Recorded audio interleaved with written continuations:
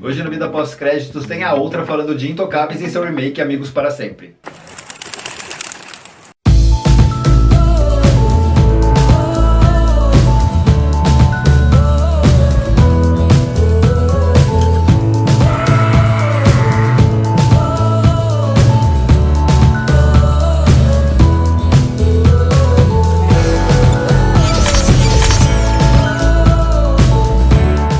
E aí, tudo bem com você? Bem-vindo ao Vida Pós-Créditos, um canal onde eu falo sobre cinema, séries e cultura pop em geral. Hoje eu trago o quadro A Outra, um quadro que está meio sumido ultimamente, mas são vídeos que eu faço falando de um filme e sua outra versão. Pode ser um remake, uma versão estendida, a versão do diretor. É sempre um filme e uma outra versão desse mesmo filme. E hoje, como eu falei na introdução, vou falar de um filme original e seu remake. O original é Intocáveis, esse filme de 2011, e vou falar também de The Upside, seu remake americano Amigos para Sempre, de 2017.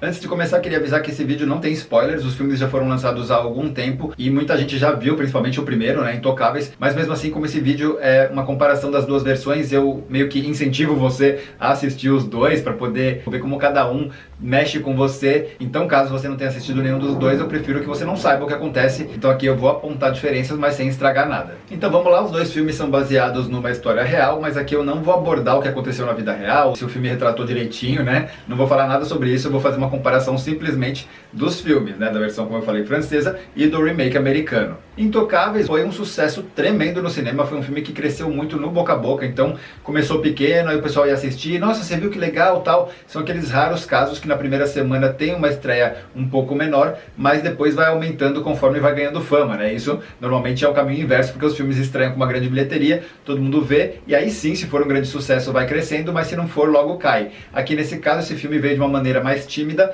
mas foi ganhando cada vez mais espaço nas salas de cinema, porque o boca a boca realmente foi muito bom, todo mundo adorou o filme, e foi o filme que deu aí uma visibilidade mundial pro ator Omar Sy, né? Foi ali que ele realmente teve um holofote assim de Hollywood em cima dele, e aí então ele começou a ser convidado para várias produções lá nos Estados Unidos. Então aqui nesse filme o Omar Sy vai interpretar o Driss e o François Cluzet faz o Philippe, que é um bilionário tetraplégico que precisa de alguém para auxiliar ali nas coisas do dia a dia. Tira ele da cama, coloca numa cadeira, da cadeira coloca num carro, ajuda nos afazeres de higiene, todas essas coisas que ele não vai ter como fazer sozinho, então eles precisam de alguém, né? Tem toda uma equipe lá, como ele é rico, ele tem bastante funcionários na casa dele, mas não tem ninguém nesse momento que tá com essa função. E o Driss, mesmo tendo ido lá sem intenção de pegar esse emprego, ele só queria umas assinaturas para receber o auxílio, né, o seguro-desemprego, ele acabou sendo tão espontâneo e verdadeiro, assim, mostrando realmente como ele era, diferente dos outros candidatos, que ele acabou levando a vaga. E o Driss está longe de ser um exemplo, mas ele apresentava as qualidades e os desafios que o Philippe procurava. Amizades improváveis são no começo como água e vinho, e mesmo esse sendo o foco do filme, a relação entre eles, o que enriquece mesmo o cenário é justamente o contraste e as diferenças. Diferenças de idade, de oportunidade de vida, de saúde, de temperamento, por exemplo. E com isso o filme traz reflexões sobre oportunidades, preconceito, moral, o valor e o papel da arte, etc. A filha do Philippe também faz parte da história, tem um papel menor, mas ela é presente ali, então ela tá passando por uma fase que tem muitas dúvidas, aquela fase meio de rebeldia, né, meio pré-adolescência para adolescência, só que além dessas coisas já particulares da idade, ela também provavelmente tem mais camadas que poderiam ser exploradas e não são, né, não tinha mais espaço para ela nessa história,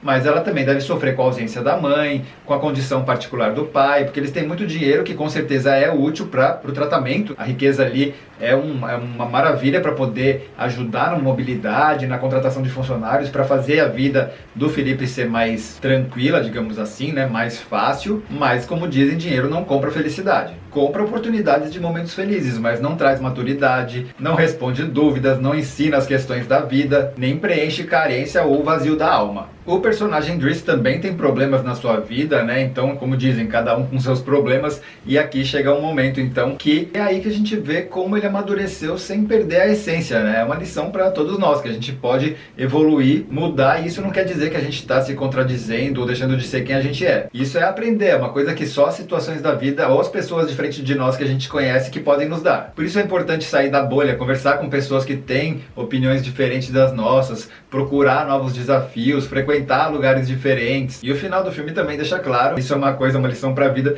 que depois que você muda, assim, que você aprende, né, evolui, não tem mais volta. Coisas que tinham graça, de repente, não tem mais, ou então pessoas que eram interessantes agora já não parecem tão legais assim. E isso não é sinal que você tá ficando amargurado, é sinal que novas possibilidades se abriram na sua vida. O que é bom, né? Então é ali que fica claro quem é o novo Philip e quem é o novo Dries, qual que foi aí o arco deles, né, o que eles aprenderam, como eles evoluíram, o que mudou neles no final do filme. A trilha sonora é muito bonita no piano, né, o tema principal eu gosto bastante. Também é legal falar que tem uma personagem que é bem chave na história, assim, que é a Ivone, que é tipo uma governanta. E também queria destacar dois momentos que eu realto da sequência do filme que eu acho bem legais. Uma delas é quando o Philip tá mostrando pro Dries músicas clássicas, né, os grandes clássicos e tal, e o Dries começa a fazer a interpretação do que ele lembra a partir daquelas músicas. Se lembra um desenho animado, o que parece, o que vem na cabeça dele quando ele ouve aquilo, é muito engraçado. E também quando tem uma parte que o Dries vai fazer a barba do Philip e começa a brincar com vários estilos de bigode, nossa, ficou muito engraçado, eu ri alto. Bom, agora vamos falar então de Amigos para Sempre, ou The Upside, que é o remake americano. Por que eles fizeram remake americano? Tem mania de fazer, né? O pessoal se questiona muito. Mas vamos lá, vamos falar se esse aqui vale a pena ou não. Vamos começar falando do elenco então, né? Entrou aí então no papel do Dries, aqui chama Del, o Kevin Hart, que é um ator americano muito conhecido principalmente por comédias. No lugar do François entrou o Bryan Cranston, que é um ótimo ator. Eu esqueço às vezes como ele é versátil, porque a última vez que eu vi ele foi quando eu maratonei Breaking Bad, que ele dá um show de interpretação. Mas eu sei que ele tem vários trabalhos diferentes, ele já fez Power Rangers, fez comédias, tipo, ele tem muito papel diferente, dramas, e eu acabo até esquecendo da versatilidade dele, porque você vê, por exemplo, lá em Breaking Bad, é totalmente diferente do Philip aqui, né, mantiveram o mesmo nome, em vez de Felipe, agora é Philip, né, americanizou, mas assim, ele é muito bom, né, e aqui não é diferente, ele consegue dar vida aí pro Philip, parece outra pessoa do que tava, por exemplo, na minha memória lá em Breaking Bad. O Kevin Hart aqui tá num tom abaixo, digamos assim, do que as comédias. Acho que a última vez que eu vi ele talvez tenha sido no reboot de Jumanji, mas assim, ele tem esse estilão dele, mas aqui, lógico que não dá pra fazer uma coisa tão caricata, então, como eu falei, tá um tom abaixo, mas aquele estilo do Kevin Hart, mas beleza, se encaixa bem aqui no papel. Então sai da França, agora vai para os Estados Unidos, agora a ambientação é em Nova York, e alguns detalhes de como as coisas acontecem são diferentes, mas eu não vou ficar falando cada diferençazinha aqui, eu vou falar das maiores mudanças, né, do que eu acho mais relevante. A parte de entrevista de emprego, para ver quem vai ser o auxiliar do Philip aqui, é bem similar com a versão original, e é curioso que as duas mostram como algumas pessoas acabam romanceando, filosofando ou inventando termos assim para situações difíceis da vida que podem até soar bonitas, mas para muita gente vai soar ridículo, que é o caso aqui do Philip. Ele se conecta com o real, com o fato, com as implicâncias desse fato e com o bom humor. Esse filme novo dá uma enxugada nos personagens, aí tira algumas historinhas paralelas, alguns funcionários da casa, também a filha que era presente no outro filme aqui, ela nem aparece. Pode ser uma decisão sábia ou não, mas é fato que acaba dando mais tempo para desenvolver as histórias e aprofundar um pouco mais nos personagens principais. E queira ou não, também aqui o Philip tem o auxílio da Alexa, que tá ali para colocar uma música, para as coisinhas mais simples, que queira ou não, para uma pessoa que é tetraplégica, isso aí faz uma grande diferença. O remake faz um bom trabalho adaptando a realidade da trama para os Estados Unidos. Lá no caso, por exemplo, o Dries tinha uma origem senegalesa, em toda a questão da adoção dele, e aqui já a história é outra. O Del é um pai ausente que não paga a pensão e não quer ser visto pela ex nem pintado de ouro. Aqui o Del é mais ogro, assim, do jeito que ele trata o Philip, com os cuidados com ele, porque no outro filme ele aprendia a lidar com as limitações do Philip, né, ajudava ali com as coisas, ele aprendendo como fazer, mas com cuidado, e aqui ele não só aprende isso, mas ele também aprende a ser uma pessoa melhor, né, nos cuidados com ele e no cuidado com os outros. Lá no primeiro filme eu tenho a impressão que ele era mais ogro nas questões da vida dele, como ele encarava as coisas, mas não na hora de cuidar, assim, ele tinha mais cuidado, eu acho, mas eu acho que eles evidenciaram um pouco mais aqui, para depois ficar mais claro, assim, a mudança, né, que ele tem no tratamento com o Philip e também com as pessoas à sua volta. Ao mesmo tempo eu sinto uma delicadeza, uma vibe mais feel good movie e um charme maior no original. Lá é mais fácil se apaixonar pelos personagens. Esse aqui, apesar de bonito, tem uma fotografia mais fria, uma parte técnica assim, mais crua, puxada assim pro drama da vida real. Aqui a causa do que deixou o Philip tetraplégico e a perda da mulher dele atormentam o personagem assim constantemente nos seus sonhos e nas suas lembranças. O primeiro tem uma relação muito legal entre a arte e a música que conecta os personagens desde a primeira cena. Aqui nesse filme isso entra um pouco depois, é tratado de uma maneira um pouco mais superficial, apesar de que eu tenho que registrar aqui que no final mais ou menos ele compensa, assim, ele dá uma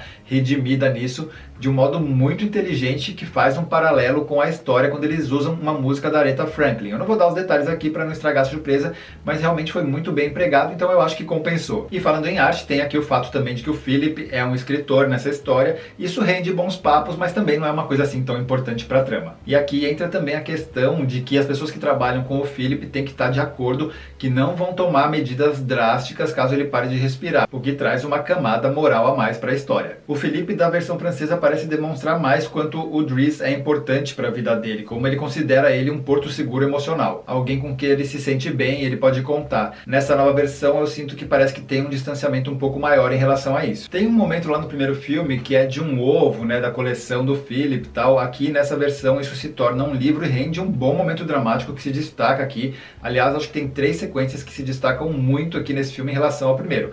Uma delas é essa, depois uma que tem um desdobramento depois do aniversário do Philip também, que é uma cena assim muito interessante, que trouxe uma camada a mais aí e valorizou bastante essa nova versão.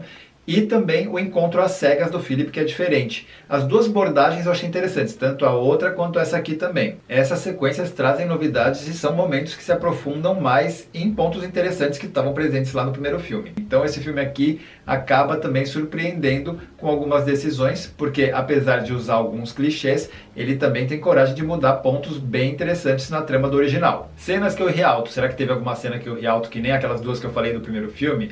Teve uma cena aqui que é nova, que é quando o Del vai usar o chuveiro lá na mansão, né, no apartamento, sei lá, de luxo que ele tá morando, porque é um trabalho que exige que ele more no local, e ele não consegue entender, é tudo tipo automatizado, moderno, tecnológico, aí o chuveiro fica falando tipo em alemão, sei lá, ele fica olhando, tentando entender e dá uns comandos lá. Essa cena ficou engraçada. E também eles tentaram replicar aquela cena que eu falei em que o Dries faz a barba do Philip, só que aqui não funcionou muito bem, não ficou tão engraçada quanto a do original, não. Conclusão, os dois são bons, e já que muita gente questiona o fato dos americanos fazerem tantos remakes de produções estrangeiras, esse aqui pelo menos é legal porque é um remake que não fez uma cópia exata do original. Apesar de muito parecidos, a experiência de assistir cada um deles acaba sendo diferente. O primeiro é aquele que faz a gente rir, se envolver com os personagens, aquece o coração. O segundo, apesar de também divertido e com uma bela mensagem, vem com essa abordagem mais sóbria e num tom um pouco mais denso, se aprofundando mais, trazendo novas camadas do que já tinha sido abordado antes. É muito legal assistir os dois que nem eu fiz, assim, em sequência, ou pelo menos lembrar bem do primeiro quando você for assistir o segundo,